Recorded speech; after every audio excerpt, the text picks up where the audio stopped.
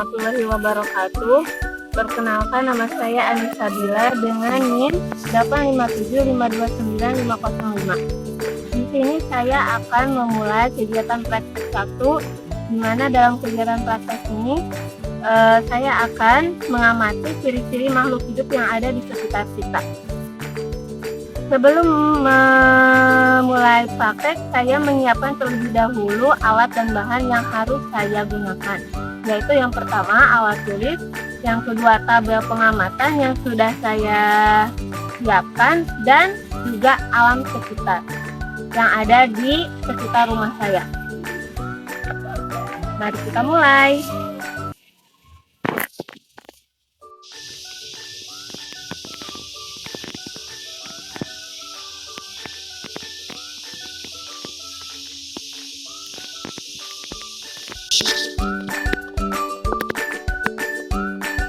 Nah, yang pertama di sini saya menemukan pohon kelapa. Di sini saya akan mencoba mengamati ciri-ciri makhluk hidup yang ada dalam pohon kelapa ini. Pohon kelapa ini merupakan salah satu pohon yang hidup di Indonesia. Nah, pohon kelapa ini memiliki ciri-ciri makhluk hidup seperti berkembang biak. Pohon kelapa ini berkembang biak dengan cara bisa melalui proses perkawinan ataupun pembuahan menggunakan biji. Pohon kelapa ini juga bernafas menggunakan akar tumbuh yang berbintil-bintil berwarna putih. Nah, pohon kelapa ini dia melakukan proses fotosintesis untuk bisa menghasilkan makanan.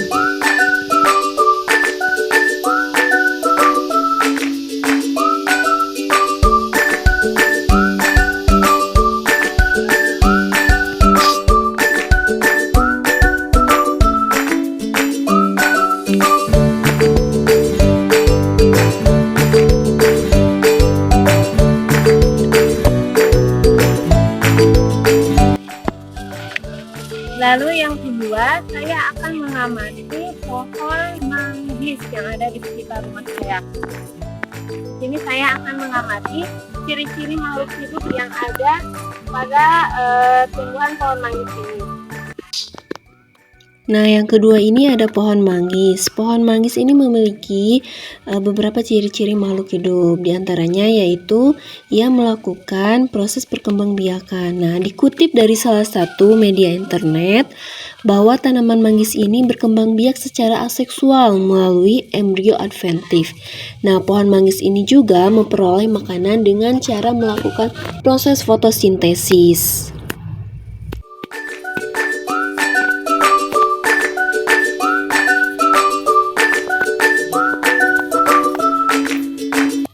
Lalu yang ketiga, saya akan mengamati pohon alba atau albiso. Di sini pohon albisonya sudah tumbuh besar. Dan saya akan mengamati ciri-ciri makhluk hidup yang lainnya pada pohon albiso ini. Pohon Albazia ini merupakan salah satu pohon yang tumbuh di daerah tropis seperti Indonesia. Pohon Albazia ini berkembang biak dengan bijinya. Nah, pohon Albazia ini juga memperoleh makanan dengan cara melalui proses fotosintesis. Nah, pohon Albazia ini juga bergerak sesuai dengan arah rangsangan yang ia peroleh. Lalu selanjutnya saya menemukan makhluk hidup yaitu pohon rambutan. Lalu yang keempat, saya akan mengamati ciri-ciri makhluk hidup dari pohon rambutan ini. Pohon rambutan ini merupakan salah satu makhluk hidup yang memiliki ciri-ciri ia bisa berkembang biak baik dengan cara vegetatif maupun generatif. Namun biasanya pohon rambutan ini dilakukan dengan cara dicangkok. Lalu selanjutnya saya menemukan tanaman sebagai makhluk hidup yaitu pohon pisang yang ada di sekitar rumah saya. Lalu yang kelima, saya akan mengamati ciri-ciri makhluk hidup yang ada pada tumbuhan pohon pisang. Pohon pisang ini merupakan salah satu tumbuhan yang banyak sekali tumbuh di lingkungan sekitar rumah saya. Nah, pohon pisang ini ia bernapas menggunakan stomata dan lentisel. Lalu ia juga memperoleh makanan dengan cara melakukan proses fotosintesis. Lalu ia bisa berkembang dengan cara vegetatif, yaitu dengan cara tunas.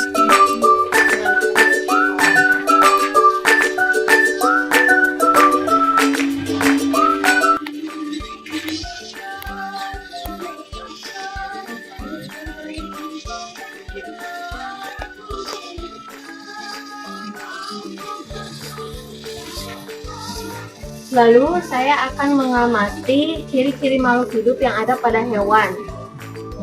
Tadi saya sudah mengamati ciri-ciri makhluk hidup yang ada pada tumbuhan, dan sekarang saya akan mengamati ciri makhluk hidup yang ada pada hewan, yaitu yang pertama ada burung. Mari kita lihat ciri-ciri makhluk hidup yang ada pada burung. Burung ini merupakan salah satu hewan yang memiliki ciri-ciri dia bisa makan atau dia memerlukan makan. Dia makan bisa dengan buah-buahan ataupun pelet.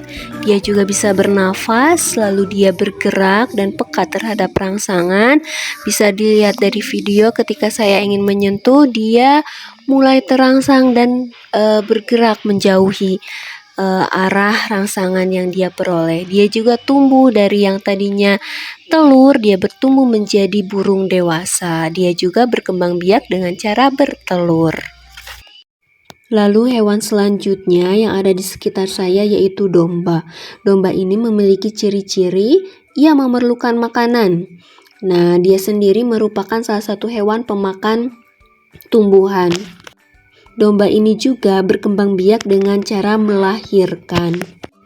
Domba ini juga tumbuh dan berkembang dari yang tadinya dia bayi domba, dia bisa berkembang menjadi induk domba atau domba jantan atau disebut juga dengan domba dewasa. Dapat kita lihat di sini ada beberapa domba yang masih kecil.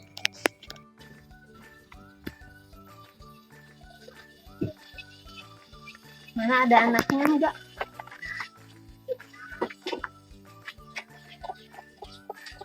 Ini anaknya.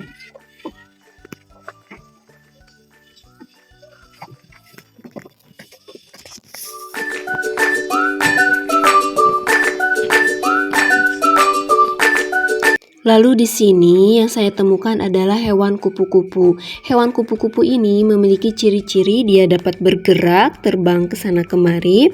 Dia juga memerlukan makanan, yaitu dia menghisap sari-sari serbuk yang ada pada bunga. Lalu dia juga tumbuh dan berkembang dari yang tadinya telur menjadi ulat, terus menjadi kepompong, lalu menjadi kupu-kupu yang cantik. Lalu di sini saya menemukan hewan sebagai salah satu makhluk hidup yang memiliki ciri-ciri berkembang biak dengan cara bertelur. Dia juga bisa bergerak ke sana kemari mencari makanan karena dia termasuk salah satu hewan pemakan omnivora. Dia bisa memakan daging-dagingan ataupun juga dia bisa memakan tumbuh-tumbuhan. Ayam ini berkembang biak dengan cara bertelur, lalu ia bisa tumbuh dan juga berkembang dari yang tadinya telur, lalu menjadi anak ayam, lalu menjadi ayam dewasa. Lalu yang terakhir saya menemukan salah satu makhluk hidup yaitu kucing, di mana kucing ini memiliki ciri-ciri dia dapat berkembang biak dengan cara melahirkan, lalu dia tumbuh dan berkembang dari yang tadinya bayi kucing, anak kucing, lalu menjadi kucing dewasa. Kucing ini juga memerlukan makanan sebagai nutrisi yang ia serap sehari-harinya. Dia termasuk hewan pemakan daging-dagingan atau juga disebut dengan karnivora.